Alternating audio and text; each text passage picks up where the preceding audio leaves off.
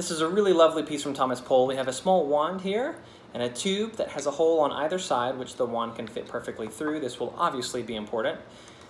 You'll also notice that there's a big gaping hole that goes from the back to the front of the tube. That's for your viewing pleasure.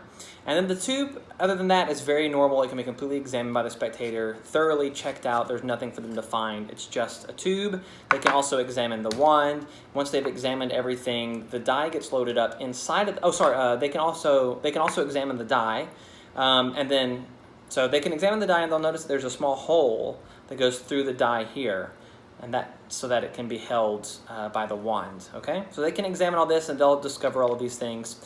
The die then goes so that the holes are facing up and down and the holes in the tube are going up and down, and these all go in together like this, and then the wand just gets placed through the hole in the die and the tube, if I can find, there we go, so that the wand holds the die in place inside of the tube, okay?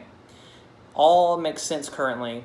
But it doesn't seem like this die would be able to leave from this position since it's held in place by the wand. However, if I just give a little wave and a slight tap, you can actually get the die to go directly through the wand. Again, the die can be completely examined by the spectator. They can actually see that the die is on the, that the wand is still going through the tube without the die.